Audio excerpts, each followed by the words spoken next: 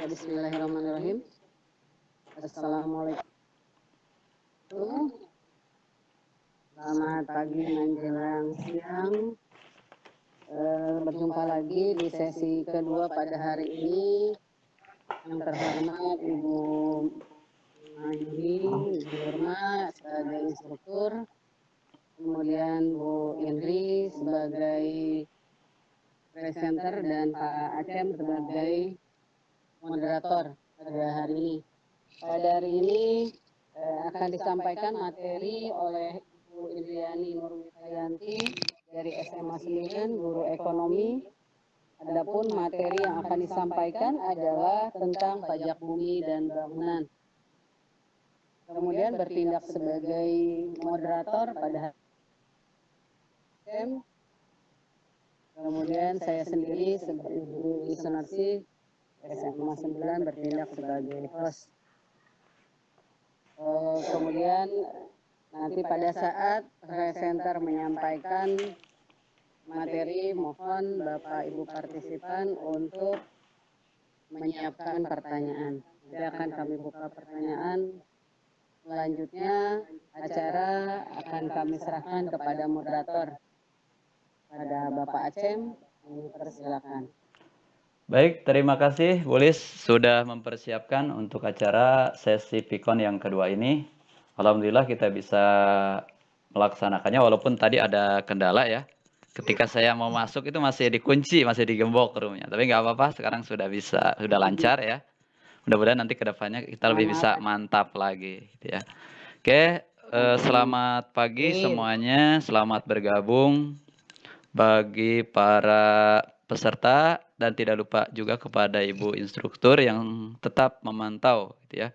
Jalannya acara Fikon sesi yang kedua hari ini yaitu hari Kamis tanggal 16 April 2020.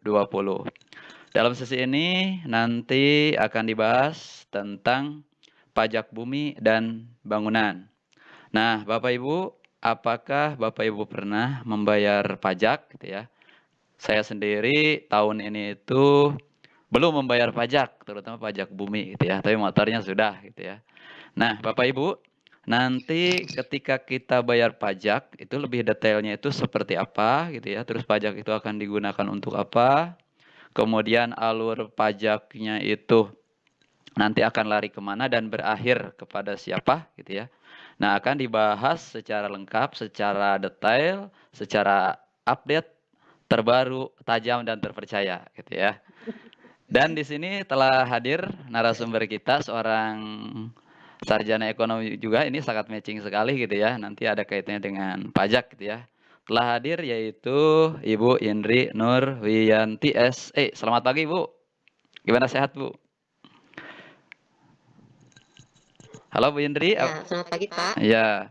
Oke, nanti oleh narasumber ini, Ya, oleh presenter alhamdulillah. ini akan di Ya, halo. ya, akan dipaparkan tentang pajak bumi dan bangunan. Nah, untuk lebih jelasnya, untuk lebih lengkapnya, langsung saja saya berikan kepada presenter, yaitu Ibu Indri Nurwiyanti.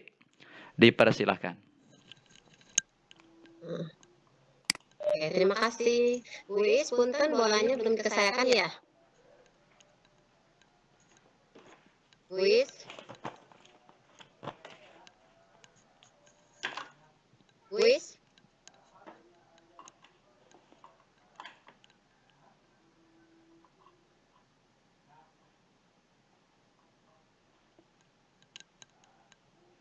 Cek Bu Is, halo Bu Is. Tolong dibantu Bu Is. Ada kendala nih. Oh ya, sudah. Sudah mulai start. Gimana Bu Indri udah? Mantap. Ya, sudah. Muncul ya? Ya. Sudah kelihatan belum? PPT-nya? Kalau di saya masih proses nih. PPT-nya udah kelihatan? Mungkin lagi nyedot Bu. Sedang loading kayaknya Bu Indri.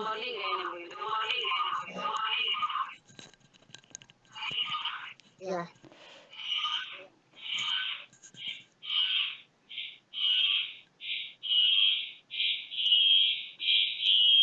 Iya. Udah Bu Indri udah muncul. Udah muncul? Sudah muncul, Bu Is? Sudah. Sudah. Oke. Oke, terima kasih. Salam kali ini pada sesi 2 ini saya akan menyampaikan tentang materi pajak bumi dan bangunan. Nah, tentunya kita sudah tidak asing lagi ya dengan dengan hal-hal yang berkaitan dengan pajak. Kita setiap tahunnya selalu membayar pajak sebagai kewajiban kita sebagai warga negara. Nah, banyak jenis pajak yang ada, tetapi pada saat ini yang akan saya sampaikan adalah pajak yang berkaitan dengan bumi dan bangunan. Nah, setiap tahun tentu kita akan memperoleh bentuk atau form seperti ini, yaitu surat pemberitahuan pajak terutang. Nah, ini adalah SPPT terutang,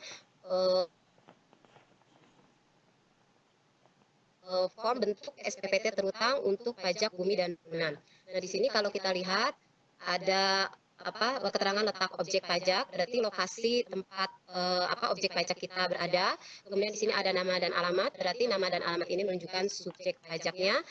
Kemudian objek pajaknya adalah tergantung ini yang dihitung nanti yang apa. Ada beberapa macam, ada hanya bumi dan bangunan saja, ada ditambah dengan misalnya kita membuat kolam renang dihitung, membuat misalnya pagar mewah atau tembok pagar mewah, itu dihitung juga pajaknya. Nah, di situ nanti menunjukkan luas dan lain sebagainya. Nah, untuk lebih jelasnya, ini adalah beberapa elemen yang ada pada SPPT. Nah, untuk lebih jelasnya akan saya bahas satu persatu.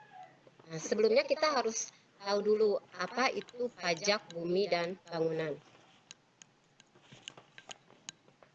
Pajak bumi dan bangunan adalah pungutan atas tanah dan bangunan yang muncul karena adanya keuntungan dan atau kedudukan sosial ekonomi bagi seseorang atau badan yang memiliki suatu hak atasnya atau memperoleh manfaat padanya.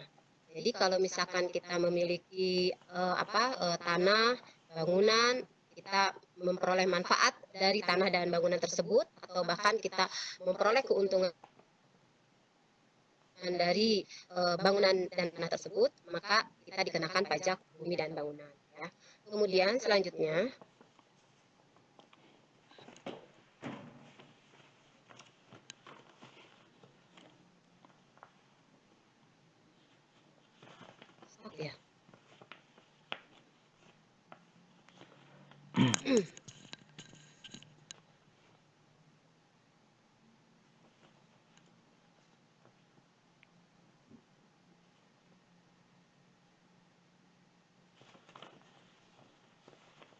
kemudian selanjutnya kita akan bahas tentang subjek dan objek pajak. Apa yang menjadi subjek pajak? Menjadi subjek pajak PBB ini atau pajak bumi dan bangunan ini adalah orang atau badan yang secara nyata mempunyai hak dan memperoleh manfaat atas bumi serta memiliki, menguasai dan memanfaatkan atas bangunan tersebut. Kemudian yang menjadi objek pajak itu adalah terdiri dari bumi dan bangunan. Apa yang dimaksud dengan bumi? Itu permukaan atau tanah, meliputi seperti taman, kebun, sawah, dan perkarangan. Nah, bisa Bapak Ibu lihat di sini penampakan yang dimaksud dengan bumi ini, yang dimaksud dengan tanah ini ya, sawah, kebun, perkarangan rumah. Kemudian yang dimaksud dengan bangunan adalah konstruksi teknik yang dibangun secara tetap pada tanah dan perairan, meliputi gedung, rumah, pagar, kolam, kilang minyak, jalan tol, pusat perbelanjaan, dan fasilitas olahraga. Nah, di sini yang saya perlihatkan gambarnya adalah yang di atas air ya, di atas laut, ini di perairan minyak ya, dan mall. Nah, kemudian selain tadi dijelaskan bahwa objek pajak itu terdiri dari beberapa tadi ya. Nah, di sini ada juga objek pajak yang tidak kena pajak. Jadi kalau kita nanti membayar pajak bumi dan bangunan, itu ada pengurangan untuk dari objek pajak yang sudah ada, yaitu dengan objek pajak yang tidak kena pajak. Nah, apa saja yang dimaksud dengan objek pajak tidak kena pajak? Yaitu yang pertama, di sini ada 5. Yang pertama, yaitu yang digunakan untuk melayani kepentingan umum. Nah, ibadah, sosial, kesehatan, pendidikan, kebudayaan, yang tujuan tidak mencari keuntungan. Misalnya masjid, gereja, pura, vihara, yaitu untuk tempat ibadah, sedangkan untuk fasilitas sosial misalnya taman kota, kemudian untuk fasilitas pendidikan dan kebudayaan seperti museum, candi itu tidak dikenakan pajak bumi dan bangunan. Kemudian yang kedua adalah digunakan untuk pemakaman atau kuburan, peninggalan purbakala atau yang sejenisnya. Kemudian yang ketiga adalah merupakan hutan lindung, suaka alam, hutan wisata, taman nasional, tanah penggembalaan yang dikuasai oleh desa, dan tanah negara yang belum dibebani hak. Kemudian yang keempat digunakan untuk perwakilan diplomatik. Kemudian yang kelima digunakan badan dan perwakilan organisasi internasional yang ditentukan oleh Menteri Keuangan. Kemudian berikutnya, tadi ketika di awal saya menunjukkan di form SPPT PBB terutang itu ada tentang NJOP, nilai jual objek pajak. Nah, apa yang dimaksud dengan nilai jual objek pajak? Yaitu dasar pengenaan pajak yang ditetapkan per wilayah berdasarkan keputusan Menteri Keuangan dengan memperhatikan pertimbangan dari gubernur. Gubernur sebagai pemerintah daerah. Kemudian ada di sini juga untuk selain ada nilai jual objek pajak, ada juga yang disebut dengan nilai jual objek pajak tidak kena pajak. Nah, di sini nanti yang digunakan sebagai pengurangan dari objek pajak yang kita miliki. Nah, apa yang dimaksud dengan nilai jual objek pajak tidak kena pajak atau yang diistilahkan dengan atau disingkat dengan NJOTKP, NJOP-TKP, ya, yaitu merupakan batas nilai jual objek pajak atas bumi dan bangunan yang tidak kena pajak. Nah, ketentuan NJOP-TKP ini sebagai berikut. Yang pertama, setiap wajib pajak itu menerima pengurangan NJOP-TKP sebanyak 1 kali dalam. Kemudian yang kedua, jika wajib pajak memiliki beberapa diselisihkan dengan NJOP-TKP itu hanya 1 objek pajak dengan nilai yang terbesar. Misalkan kalau kita memiliki beberapa objek pajak yang berkaitan dengan bumi dan bangunan, nah itu misalnya kita punya tanah di beberapa wilayah, nah yang nilai objek pajaknya terbesar itulah nanti yang akan dikurangkan dengan NJOP-TKP. Jadi tidak semua digabung terus dikurangkan dengan NJOP-TKP-nya, tidak ya. Kemudian di sini ada penentuan besaran NJOP-TKP. Untuk pusat, PBB pusat itu paling tinggi adalah 12 juta dan untuk NJOP-TKP PBB daerah itu ditetapkan pemerintah daerah masing-masing dan paling rendah adalah 10 juta. Kemudian di sini tentunya untuk mengetahui berapa besaran pajak PBB terhutang kita setiap tahunnya itu dihitung berdasarkan tarif yang sudah ditentukan oleh Menteri Keuangan. Nah, di antaranya di sini besar pembayaran PBB, jadi ada aturannya, yaitu besaran pembayaran PBB itu dipengaruhi oleh 4 faktor. Yaitu yang pertama, luas tanah atau bangunan. Yang kedua adalah besar nilai objek pajak, yaitu luas objek dikalikan harga jual per meter persegi. Yang ketiga, besar nilai jual kena pajak. Kemudian yang keempat, tarif PBB pusat, tarif tunggal sebesar 0,5%, tarif PBB daerah paling tinggi 0,3%. Nah, ini yang dimaksud dengan tarif dasar 0,5 dan 0,3 itu adalah tarif dasar. Nah, nanti setelah dihitung berapa besaran NJK-nya, nanti akan dihitung dengan dasarnya. Nah, nanti bisa diketahui berapa besaran pajak yang akan kita bayarkan. Kemudian, nah di sini besar nilai jual kena pajak itu sebagai dasar penghitungan pajak bumi dan bangunan. Ini aturannya sebagai berikut. Untuk objek pajak perkebunan itu besarannya adalah 40%. Objek pajak pertambangan sebesar 40%. Untuk PBB daerah untuk objek pajak pertambangan sebesar 40%. Nah, untuk PBB daerah tidak ada NJKP. Ini adalah merupakan aturan. Nah, rumus untuk menghitung PBB yang pusat itu 0,5% dikali nilai jual kena pajak dikali nilai jual objek pajak dikurangi maaf ini ada yang kurang ya, dikurangi nilai jual objek pajak tidak kena pajak. Ya, jadi NJOP TKP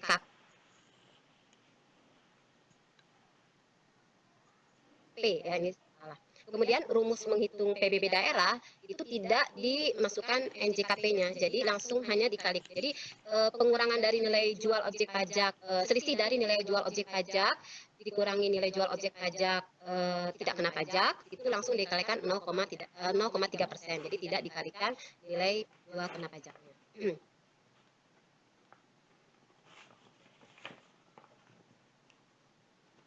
Kemudian ini adalah contoh perhitungan.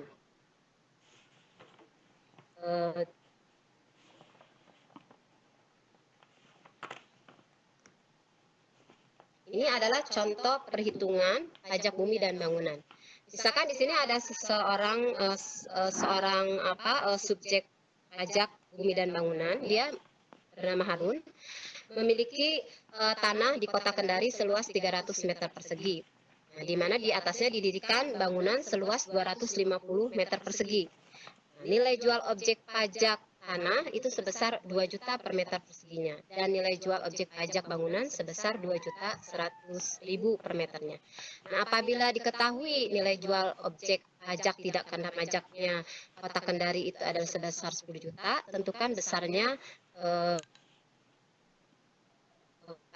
pajak bumi dan bangunan terhitung Harun. Nah, di sini kita bisa menghitung seperti ini penyelesaiannya. Tadi katakan bahwa luas tanah adalah 300 meter persegi dengan nilai jualnya adalah 2 juta. Kita kalikan luas tanah ini dengan nilai jual objek pajaknya. Jadi besaran yang diperoleh adalah 600 juta. Kemudian bangunannya 250 meter persegi dikalikan dengan nilai jual pajaknya 2.100.000. Dihasilkan 525 juta. Nah, kemudian kita jumlahkan antara nilai tanah dan bangunan tadi diperoleh 1.125 juta. Nah, tadi karena ini adalah di daerah ya gitu, maka pengurangan NJOP TKP-nya bukan 12 juta tapi 10 juta. Jadi yang ditetapkannya adalah 10 juta. Nah, ini kemudian kita kurangkan nilai NJOP tanah dan bangunan tadi, kita kurangkan dengan NJOP TKP-nya. Jadi diperoleh NJKP-nya adalah sebesar 1.115 juta. Nah, bisa kita hitung berapa PBB terhutangnya. PBB terhutangnya adalah 0,3% dikali tadi 1.115 juta. Jadi pajak yang harus dibayar Pak Harun adalah 3.345.000. Ya. Ya, cek. Halo, Bu Indri. Tes. Oke, terima kasih. Itu pemaparan dari saya, Pak. Ya. Terima kasih kepada Bu Indri yang sudah memaparkan materi sesi 2 ini, yaitu berkaitan dengan pajak bumi dan bangunan. Oke, baik. Sambil menunggu beberapa peserta untuk memberikan pertanyaan, saya ada beberapa pertanyaan dulu nih Bu Indri nih, gitu ya. Langsung saja sambil nunggu. Ini yang pertama, gitu ya. Apakah data yang tertera pada objek pajak atau SPPT itu kan ada data ya? Nah, itu bisa dijadikan rujukan sebagai kepemilikan dari objek pajak tersebut. Terima kasih Bu, itu yang pertama. Silakan Bu. Ya. Apakah jadi bisa dijadikan sebagai rujukan kepemilikan ya Pak ya? Iya betul. Rujukan. Bisa saja, tetapi ya begini Bu Pak, bukti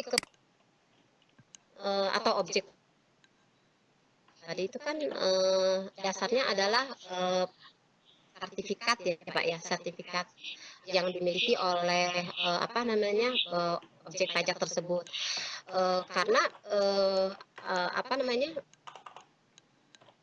orang yang memiliki tanah dan bangunan tersebut yang membayarkan pajaknya itu pasti atas nama orang yang memiliki sertifikat kepemilikan objek pajak tersebut, Pak.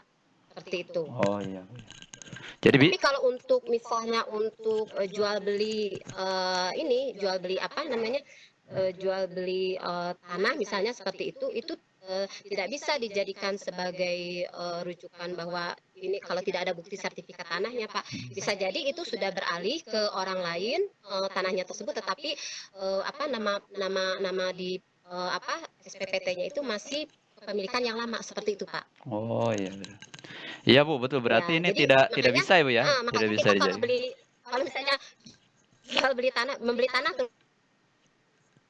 terutama ya Pak, itu harus diperhatikan karena belum tentu ketika kita sudah beralih sertifikatnya ke kita, tapi biasanya sih sudah langsung ya kalau kalau tanahnya dalam bentuk sertifikat biasanya sudah langsung PBB-nya juga diurus, Pak. Tetapi kalau misalkan dalam bentuk masih misalnya disebutnya girik ya, nah itu biasanya sudah dilakukan transaksi tetapi di SPPT-nya itu masih atas nama pemilik yang lama gitu. Seperti itu, Pak. Oke, terima kasih Bu ya. Jadi untuk SPPT ini tidak bisa dijadikan sebagai bahan kepemilikan gitu ya Bu Bahan ya. rujukan. Walau Kepemilikan iya, karena bisa ya. walaupun nanti Kalau misalnya gini, Pak. ya. Ya. Silakan Bu, silakan. Gimana? Silakan Bu. Ya, jadi seperti yang saya jelaskan tadi. Jadi kalau misalkan dia kita misalnya membeli tanah karena gini Pak, kalau pajak bumi bangunan itu kan bisa dibayarkan oleh orang lain, Pak, gitu. Jadi walaupun atas nama si pemilik tapi bisa dibayarkan oleh orang lain gitu. Jadi kalau misalnya sudah ada transaksi seperti tadi namanya belum berubah ya tetap jadi nggak bisa dikatakan itu sebagai rujukan bahwa itu pemilik tanahnya adalah itu gitu. Jadi makanya kalau beli itu harus segera diuruskan, Pak. Oh iya. Soalnya iya Bu, banyak kasus. Yang saya tahu seperti iya, itu, Pak. Banyak kasus di beberapa daerah itu orang udah membuat sertifikat gitu ya. Sudah AJB-nya sudah ada, sertifikat sudah jadi. Itu untuk SPPT-nya tetap itu masih kepemilikan yang lama. Itu apa berubah otomatis apa gimana itu Bu itu? Oh, enggak, Pak. Harus diurus, Pak. Harus diurus ke kantor pajak. Gitu. Jadi yang baru itu harus mengurus gitu Bu ya. Iya, jadi makanya ketika kita mau mengurus misalnya kita beli tanah dalam bentuk girik, kemudian kita nggak ke sertifikat dulu, ke AJB dulu misalnya Pak, itu sertakan itu SPPT pemilik yang lama, sertakan untuk nanti diurus diurus supaya terbit SPPT atas nama pemilik yang baru seperti itu, Pak. Oke, terima kasih Bu atas jawabannya Bu. Oke, baik kepada para peserta dipersilahkan jelas ya, Pak, ya. untuk mengajukan pertanyaan gitu ya. Oke, sambil nunggu peserta yang lain. Ya, mangga dipersilakan, silakan. Siapa? Perkenalkan diri. Punten saya Pak Acem, Oh, ya, Bu, mau tanya juga deh. Mangga Bu Yes, mangga. Ya, mangga Bu Yes. Ya, kasusnya kan tadi yang ditanyakan Pak Acem ya. Saya kan ini ikut program PTSL. Apa itu, Bu? Pendaftaran sertifikat tanah lengkap. Jadi kalau dulu itu istilahnya pemutihan, Bu Indri. Ya, pemutihan, ya. Nah itu sertifikat. Ya. Nah, dia belum bisa menjadi balik nama SPPT tuh Bu Indri. Ya. Penyebabnya apa, Bu? Berarti benar ya. Tadi kata Bu Indri bahwa harus jadi sertifikat dulu. Kemudian SPPT-nya diubah nama. Ya, seperti itu. Itu prosesnya nggak barengan ya? Bisa barengan, Bu. Bisa barengan. Karena saya punya pengalaman waktu itu. Jadi membeli tanah gitu ya. Itu dia bentuknya girik ya. Masih dalam suratnya girik. Hibah. Girik ya? Hibah. Enggak, maksud saya pengalaman saya, Bu Is. pengalaman Oh, saya itu kan yang diberikan suratnya masih girik ya, belum AJB, belum sertifikat. Nah, kemudian kita langsung mengurus surat-surat itu tidak dengan ini tidak apa namanya tidak ke AJB dulu, langsung ke sertifikat, langsung disertakan juga SPPT yang dimiliki oleh si pemilik tadi, jadi langsung diurutkan, jadi sertifikat jadi, SPPT-nya sudah berubah ke pemilik yang baru gitu, seperti itu. Oh, ya mungkin karena ini diurus barengan kali ya. Kalau Tapi biasanya kalau PTSL kan diurus barengan kolektif. langsung kolektif, oh iya bisa jadi Bu, karena Kalau berbarengan PTSL kan banyak ya. kolektif ini. Ya, bisa jadi itu kendalanya karena Nah, itu yang berbarengan. pertama. Gitu. Yang kedua, Bu Indi, pertanyaannya. Ya, Saya kan ini rumah yang ditempati di bawah 100 meter. Itu katanya nol pajak. Maksudnya Ya. apa tuh, Bu Indi? Ya, maksudnya begini, kalau dulu waktu peraturan yang lama ketika pajak itu ditanganin oleh pemerintah pusat. Jadi pada yang perlu diketahui pada tanggal 1 Januari tahun 2014 itu sudah ada pemindahan apa ya pemungutan pajak gitu ya dari pemerintah pusat ke pemerintah daerah untuk PBB. Jadi tadinya PBB itu masuk ke kas pemerintah pusat, tetapi sejak tanggal 1 Januari 2014 itu beralih ke pemerintah daerah gitu. Nah, kemudian di sini berarti kan kewenangan ada di pemerintah daerah. Kenapa sampai memberlakukan seperti itu? Itu biasanya juga kebijakan dari pemerintah daerahnya masing-masing ya. Yang tertinggi itu memang di 0,3%. Nah, penetapan itu adalah hasil rembukan dari Menteri Keuangan dengan pemerintah daerah masing-masing. Jadi bisa jadi setiap pemerintah daerah itu berbeda-beda. Nah, kenapa sampai nol pajaknya? Bisa dimungkinkan ini karena ada pengajuan keberatan misalnya dari pihak di pihak yang memiliki objek pajak tadi dikarenakan kondisi perekonomian. Dengan pertimbangan kondisi perekonomian tersebut, maka oleh pemerintah daerah dibuatkan 0 rupiah gitu. Oh, gitu. Oke, bagaimana Bu Is? Masih ada pertanyaannya? Terima kasih, Bu Indi.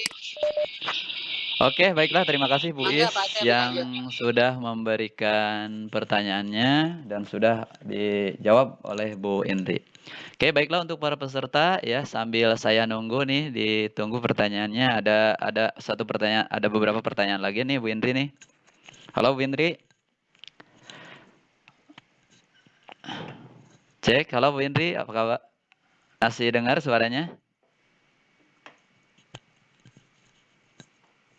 Oke, sepertinya kita lagi lost jaringan nih. Kita tunggu dulu ya.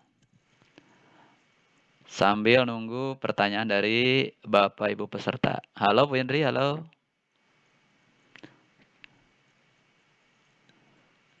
Cek, halo Bu Indri. Bisa dengar suara saya? Bu Indri. Oke, berarti dia kelempar kayak pakai dua ini. Kelempar lagi kayak Iya, saya. pakai dua ini, Ya, dua bandwidth. Iya, halo Bu Indri, dengar suara saya? Oke. Oke. Jadi kita lanjutkan Bu Indri ya. Bagaimana? Ya. Jadi Bagaimana Bu Is tadi? Jadi Bu Is sudah cukup Bu, sudah cukup Pak katanya. Acep. Iya. Udah puas Bu Indi. Sudah puas. cukup. Iya.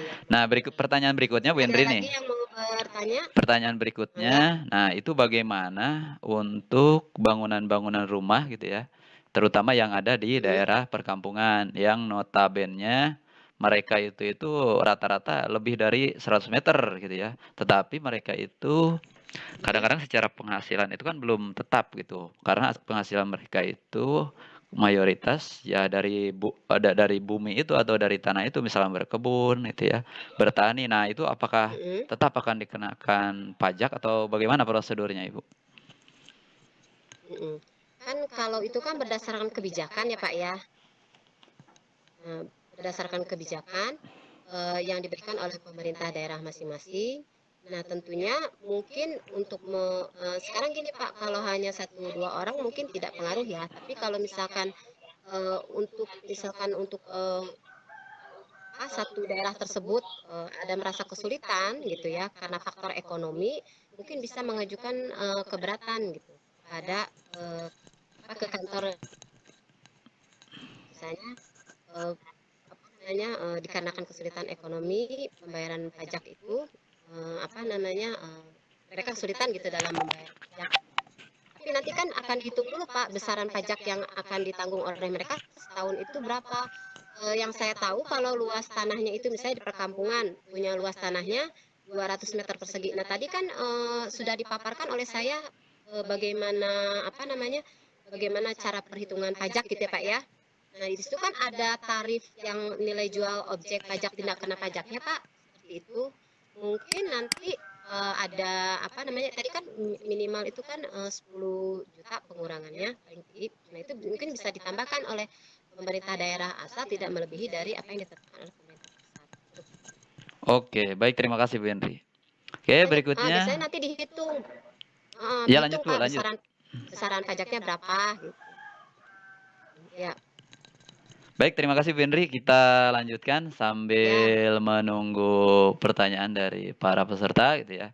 Ini ada pertanyaan lagi Bu Henry nih gitu ya. Nah, tadi kan disampaikan bahwa pajak merupakan sumber pendapatan untuk negara gitu kan ya. Nah, itu kalau dilihat dari hal tersebut itu seberapa besar khususnya di Indonesia gitu ya, seberapa besar peran pendapatan dari sektor pajak bumi dan bangunan ini terhadap pembangunan di Indonesia gitu. Itu peranannya seberapa besar itu Bu Henry? Ya. Jadi ya begini Pak ya, kalau untuk persentase mungkin kita bisa lihat dari seberapa banyak wajib pajak memenuhi kewajibannya gitu sebagai subjek pajak.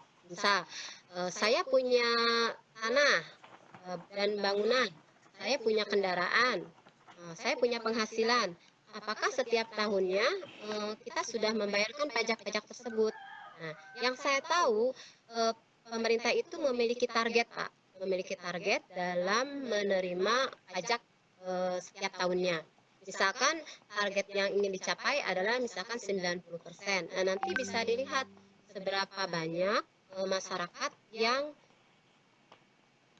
sudah membayarkan pajaknya. Makanya kita lihat kan sekarang sampai ke kantor Menteri Keuangan ya, kantor pajak itu sampai melibatkan pihak kepolisian ya untuk misalkan menilang yang nggak punya yang ketahuan belum bayar pajak kendaraan bermotor misalnya. Hal itu bisa dimungkinkan dikarenakan masih banyaknya wajib pajak gitu ya yang belum membayarkan pajaknya gitu. Jadi nanti berapa persen besaran pajak yang diterima itu tergantung dari wajib pajak yang sudah membayarkan kewajibannya pada negara. Seperti itu Pak. Oke, terima kasih Bu Henry. Nah untuk kaitannya untuk pembangunan ya tentu nanti kan akan sudah jelas Pak tadi yang saya paparkan. Ya dilanjutkan Bu, dilanjutkan. Ya kalau tadi kan dikatakan kalau pajak itu kan sumber utama penerimaan negara. Nah nanti itu akan dialokasikan gitu ya di dalam anggaran pendapatan dan belanja negara di pos-posan. Gitu. Jadi makanya kenapa kan pajak itu kita tidak membayar pajak tidak memperoleh balas jasa secara langsung karena tidak begini kita suka mengeluh begini Pak, kita sudah bayar pajak kok jalanan di daerah kita kok masih rusak aja sih gitu karena bisa jadi pajak yang kita bayarkan itu dialokasikan untuk daerah yang lain dulu Pak, nah, baru nanti yang selanjutnya baru di daerah kita seperti itu. Ya, oke, terima kasih Bu Henry yang sudah menjawab pertanyaannya. Oke, kita lihat di chat kita ya. Masih belum ada pertanyaan, kita masih punya waktu sekitar 10 menit lagi untuk sampai kepada kesimpulan. Kita lanjutkan saja sambil menunggu, Bu. Ini ada pertanyaan berikutnya, Bu. Halo, Bu Indri. Ya, mangga. Ya, pertanyaan berikutnya mangga, Pak. yaitu pajak bumi dan bangunan ini kan dibayar setiap tahunnya, gitu ya. Tahun kemarin itu kalau nggak salah berakhirnya betul. itu pada bulan September, Bu, tahun kemarin itu, Bu.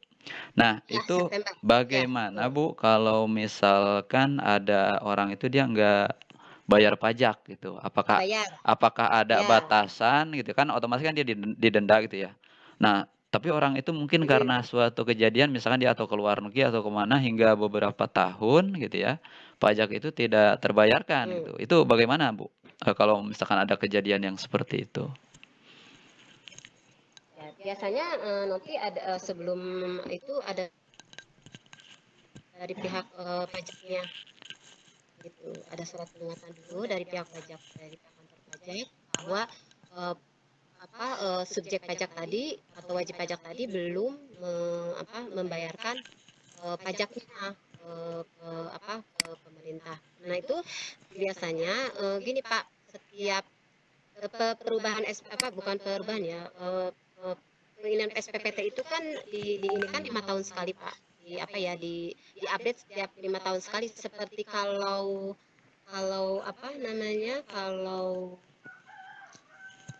kendaraan bermotor kan kita perpanjang ini ya, Pak, ya, 5 tahun sekali ya, seperti itu. Ya, itu juga berlaku di pajak bumi dan bangunan ini.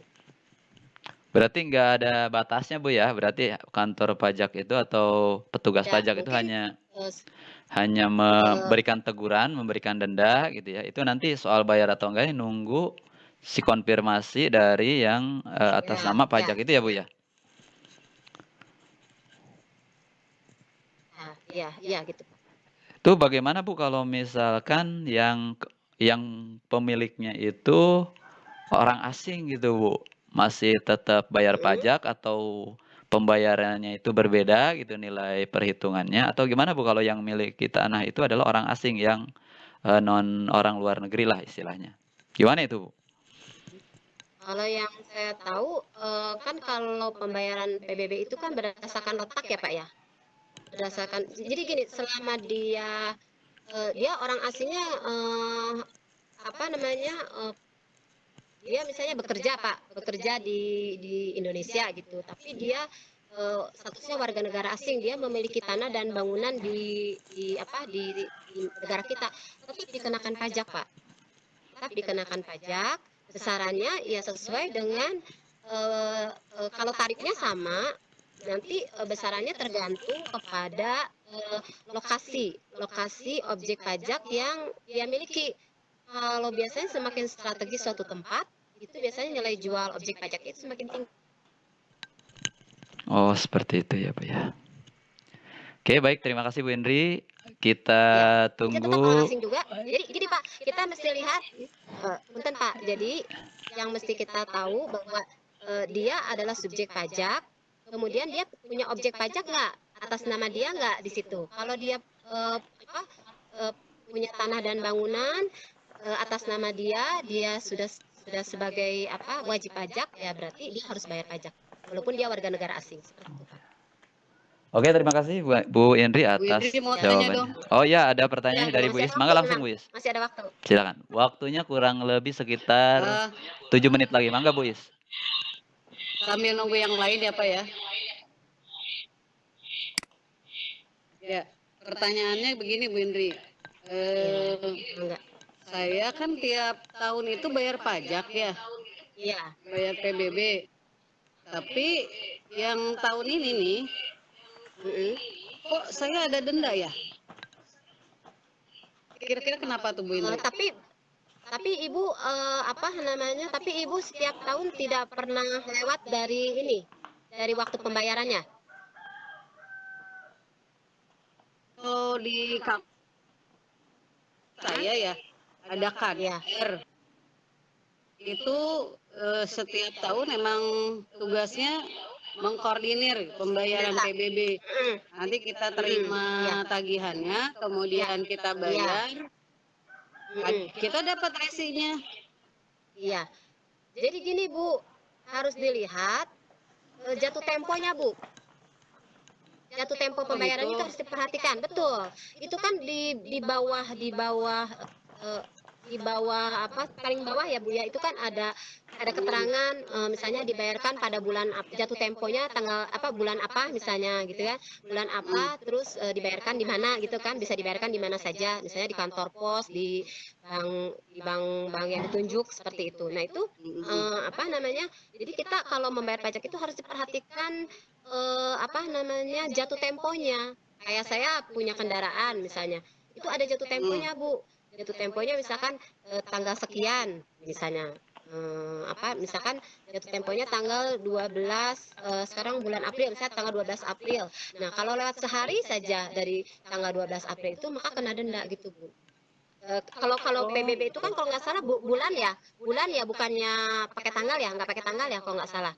Nah, misalnya tadi kata Pak Aceh kan bulan September misalnya, Ibu September bayarnya bulan Oktober, itu udah kena denda Bu, seperti itu. Nah, besaran dendanya itu adalah sebesar 2% dari nilai yang sudah yang dihitung tadi.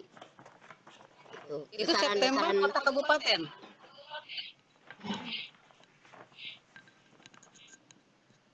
Kalau misalkan begini, Ibu, ya.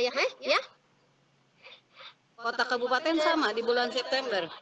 Sama. Saya kalau tidak salah penerima yang untuk dibayarkan tahun kemarin kan tahun ini bayarkannya itu apa namanya ini apa namanya bulan September jatuh temponya. Oh iya. Karena saya sering terimanya itu tinggal dari kadar aja. Tagihan. Iya. Nggak tahu mungkin Ya, sama. sistem pembayaran kesananya ya. Karena harus sama, nunggu yang Bu, lain mungkin, baru disetorkan sekaligus. Oh iya bisa jadi. Memang gini Bu, saya mau tanya ke Bu Is.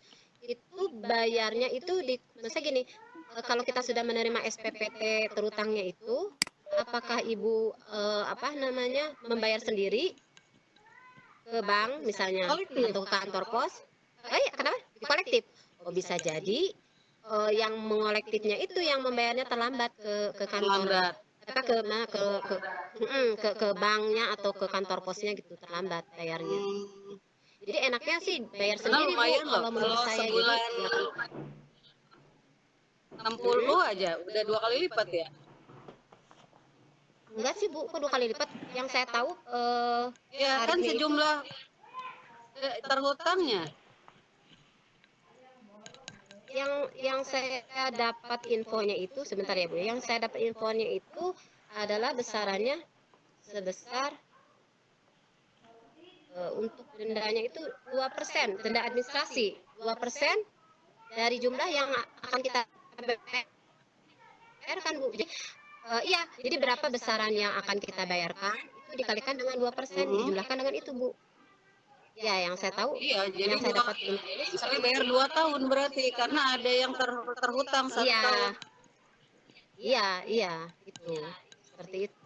Makanya lebih baik kalau yang seperti itu kita bayar sendiri Bu. Gitu. Dikhawatirkan seperti itu. Mungkin karena dia ada kendala nunggu yang lain. Ya, sama-sama. Oke, terima kasih Bu Is atas pertanyaannya yang sangat luar biasa sekali gitu ya.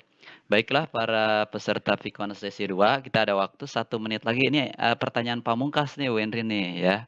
Pertanyaan pamungkasnya itu, ini itu kan sekarang itu ada yang namanya itu sistem pembayaran online. Nah, untuk pajak ini apakah sudah diberlakukan atau gimana Bu? Silakan Bu. Sudah Pak, sudah. Jadi kita bisa membayar pajak itu secara online bisa, secara manual bisa. Biasanya itu ada ininya Pak, ada linknya nanti kemana kita harus membayarnya. Halo Bu, berarti secara prosedur agak sedikit berbeda ya Bu ya, secara prosedurnya gitu ya. Halo? Ya, halo Bu. Halo. Ya, halo Wendri. Berarti secara prosedur tetap sama gitu ya, hanya sistemnya saja gitu ya. Ya, betul Pak. Oke. Sekarang udah semuanya serba online Pak. Oke, terima Semuanya kasih Bu serba Indri online. atas Ya, jawabannya. yuk, ya, Baiklah para sama-sama. peserta Vicon gitu ya. Akhirnya kita berada di ujung acara. Terima kasih Bu Indri yang sudah memaparkan. Kita sampai kepada kesimpulan acara gitu ya. Silakan Bu Indri untuk menyimpulkan materi yang telah yang disampaikan. Silakan Bu. Ya, ya, baik dari pemaparan yang sudah saya sampaikan, intinya begini, kita sebagai wajib pajak harus melaksanakan kewajiban kita sebagai wajib pajak, karena penting, kayak iklan aja jadinya ya. Jadi apa namanya? Kenapa kita harus melaksanakan pembayaran pajak tersebut? Karena pajak tersebut akan digunakan untuk apa namanya pembangunan. Nah, pajak bumi dan bangunan ini hanya merupakan salah satu bagian kecil dari pajak yang ada beberapa jenis pajak gitu. Jadi di mana kita sudah memiliki objek pajak tertentu, nah ada baiknya kita dan kita sebagai wajib pajak sudah memiliki NPWP, baiknya kita membayar. Seperti itu, Pak. Oke, terima kasih Bu Indri sudah memaparkan dengan sangat tajam dan terpercaya gitu ya. Halo? Ya. Ya, terima kasih Bu Indri yang sudah memaparkan materinya Ya, sama-sama. secara tajam dan terpercaya gitu ya. Baiklah, para peserta Vicon sesi 2, kita ada di penghujung acara. Sebelumnya saya ucapkan terima kasih kepada para peserta atas partisipasinya yang sangat-sangat luar biasa sekali ya. Sangat ramai sekali dengan pertanyaan-pertanyaan yang up to date ya. Mudah-mudahan hal ini bisa memberikan pengetahuan dan pengalaman bagi kita semua khususnya tentang pajak bumi dan bangunan gitu ya. Sekali lagi terima kasih kepada presenter Bu Indri yang sudah memaparkan, kepada Ibu Sama-sama. instruktur, dan kepada para peserta Pikon sesi 2 ini. Mungkin cukup sekian, saya mohon maaf apabila ada kekurangannya. Untuk sesi 2 ini saya kembalikan kepada host Ibu Iis. Kepada Ibu Iis dipersilahkan. Ya, terima kasih Pak Acem selaku moderator, juga Bu Indri sebagai presenter. Banyak sekali ilmu dan informasi yang bisa kita peroleh yang aktual, yang begitu untuk bekal kita ya, membayar pajak bumi dan bangunan yang kadang kita lewatkan. Ya, untuk menutup sesi ini saya ucapkan kembali terima kasih kepada Ibu Instruktur, Ibu Nurma yang sudah membimbing kami. Mudah-mudahan apa yang kami sampaikan hari ini bisa bermanfaat. Kita tutup. Terima kasih juga untuk partisipan. Maaf saya lupa. Kita tutup sesi ini dengan membaca hamdalah. Alhamdulillah. Alhamdulillahirrabbilalamin. Wabillahi taufiq wal hidayah. Wassalamualaikum warahmatullahi wabarakatuh. Waalaikumsalam warahmatullahi wabarakatuh.